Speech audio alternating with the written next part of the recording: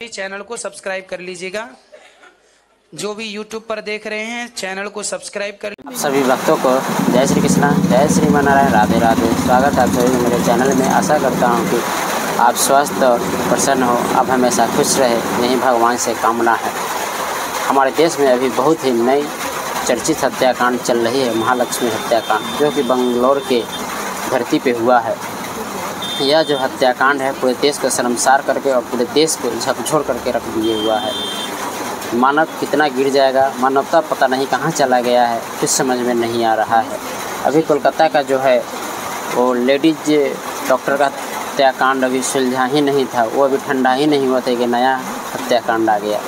पहले ये अमर उजाला की छोटी सी वीडियो देखते हैं, उनका रिपोर्ट देखते हैं, फिर आगे की चर्चा करते हैं। में मिली महिला की लाश के मामले में जो अपडेट सामने आया, उस अपडेट ने सबको हिला कर रख दिया। दरअसल महालक्ष्मी के 59 टुकड़े करने वाले ने खुद की जान ले ली। महालक्ष्मी का मर्डरर कोई और नहीं, ना तो हेमंत था ना ही अशरफ। उसका मर्डर करने वाला कोई और ही था। दरअसल पुलिस ने सबसे पहले महालक्ष्मी के पति से पूछताछ की थी।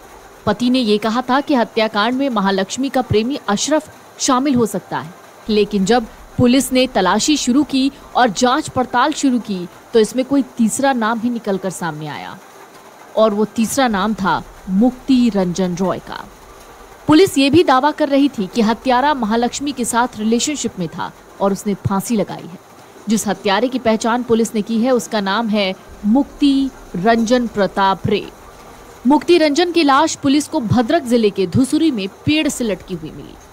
पुलिस का दावा है उन्हें सुसाइड नोट भी मिला है, जिसमें मुक्ति रंजन ने अपराध कबूल कर लिया। पुलिस के मुताबिक मुक्ति रंजन और महालक्ष्मी एक कपड़े की दुकान में काम करते थे। यहाँ दोनों की मुलाकात हुई, वो दोस्त बन गए, दोनों के बीच संबंध थे। महालक्ष्मी कथित तौर पर मुक्ति रंजन से शादी करना चाहती थी और यही दबाव वो मुक्ति रंजन पर बना रही थी। दोनों की इस बात पर बहस हुई। इस बात से नाराज होकर गुस्सैल स्वभाव के मुक्ति रंजन ने महालक्ष्मी की हत्या कर दी और लाश के टुकड़े कर दिए। पुलिस ने बताया, हत्या के बाद मुक्ति रंजन ने अपने छोटे भाई को फोन किया, उसे तुरंत किराए का घर खाली करने के लिए कहा। जब मुक्ति रंजन के छोटे भाई ने उससे ऐसा करने का कारण पूछा तो उसने अपने भाई से कहा कि वो फोन पर बात नहीं कर सकता, घर पर आकर सब बताएगा। आरोपी के छोटे भाई से खुलासा हुआ है कि महालक्ष्मी की हत्या के बाद मुक्ति रंजन अपने किराए के मकान पर लौटा। उसने भाई के सामने हत्या की बात कबूली, कहा कि वो अब शहर में नहीं रह सकता और घर जा रहा है।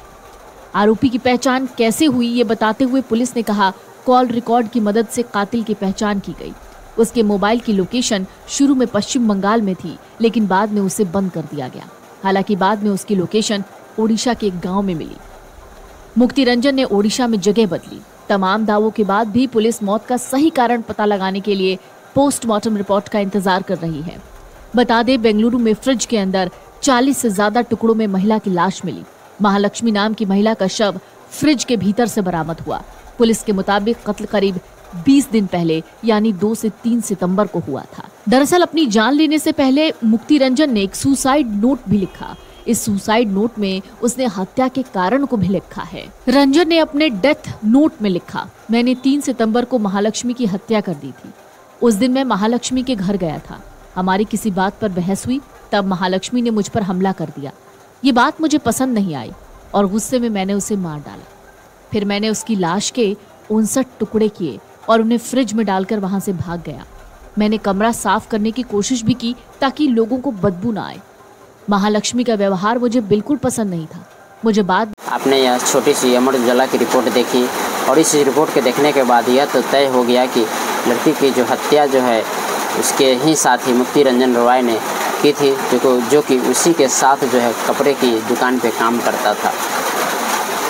तो मुझे तो सुनने में आया यह कि लड़की की शादी जो है 3-4 साल पहले नेपाल के लड़के के साथ हो चुका था और उससे जो है उनकी एक पुत्री भी प्राप्ति हुई थी और दोनों का जीवन यापन सही से चल रहा था। फिर ये दोनों बंगलौर आती है, नेपाल से बंगलौर आती है और फिर जो है वहाँ रहने लगती है।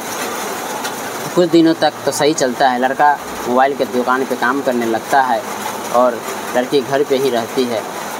फिर एक दिन लड़का को पता चलता है कि लड़की को किसी नाई के दुकान पे काम करने वाले अशरफ नाम के लड़के से बातचीत हो रहा है और इसी दोनों इसी विवाद के चलते दोनों के बीच झगड़ा होता है और झगड़ा इस कदर होता है कि बाद में लड़की जो है रूम लेकर अकेली रहना पसंद करती है और लड़का जो है अपनी बेटी के साथ है अलग रूम पे रहती है।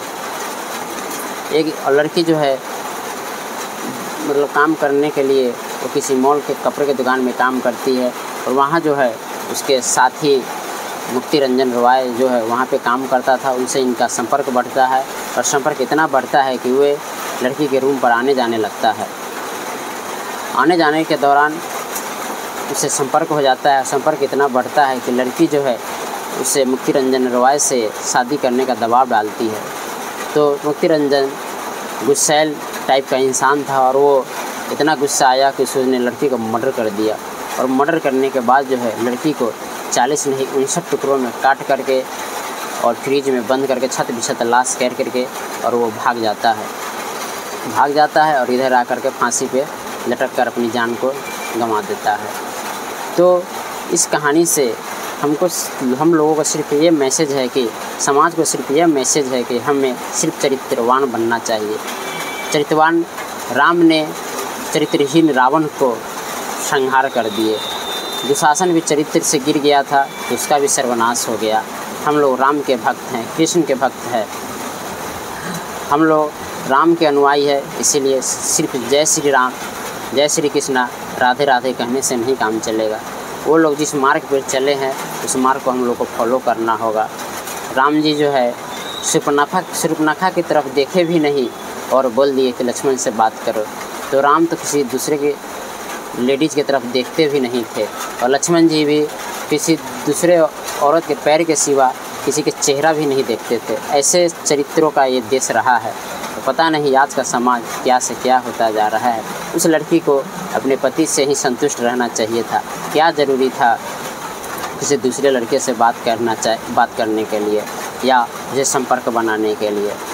चरित्र से गिरी तो वो 59 टुकड़ों में बट गई और पता नहीं ऐसे कांड कितना होता होगा हमारे देश में। तो कुल मिलाकर कहना यह है कि हम लोग को चरित्रवान बनना चाहिए। हमारे देवी देवता हमारे जितने भगवान हैं, राम जी हो कृष्ण जी हो, वो चरित्रवान थे और हम लोग उन लोगों को मानने वाले हैं। इसलिए और यही नहीं, रात दिन हमारे संत ऋषि मुनि कंठ फाड़ के सत्संग कर रहे हैं और कर रहे हैं लोगों को कि चरित्रवान बनिए, अच्छा भोजन कीजिए, सात्विक भोजन कीजिए, मांसाहार दारू शराब ये सब का सेवन मत कीजिए। लेकिन लोग कहाँ सुनने वाले हैं। लोग उल्टे ही ऋषि संतों को लोग पाखंडी बाबा बोल देते हैं। लेकिन ऐसा नहीं है, सारे बाबा पाखंडी नहीं हैं। हर एक क्षेत्र में हर एक समाज में अच्छे बुरे लोग हैं। कहा गया है पानी पियो छान के और गुरु बनाओ जान के। तो गुरु उन्हीं लोगों को बनाओ जो आपको बदल सके अपने ज्ञान के द्वारा। तो हमारे गुरु श्री अनिरुद्धाचार्य जी महाराज जी हैं और उनका भी हम लोग सत्संग करते हैं मोबाइल के माध्यम से या सामने में भी जा करके। तो कुल मिलाकर कहना यह है कि जहाँ भी सत्संग हो, भगवान की कथा हो, भजन कीर्तन हो, वहाँ पे आप लोग ज़रूर से ज़रूर पहुँचे और भगवान की कथा को ज़रूर सुनें। जब अच्छे बात को सुनेंगे तो आप अच्छा करने की कोशिश करेंगे या उन्हीं के जैसा बनने की कोशिश करेंगे। वीडियो लंबा हो जाएगी, इसलिए ज़्यादा बात ना करते हुए कुछ नए वीडियो में, तब तक जय श्री कृष्णा, राधे राधे।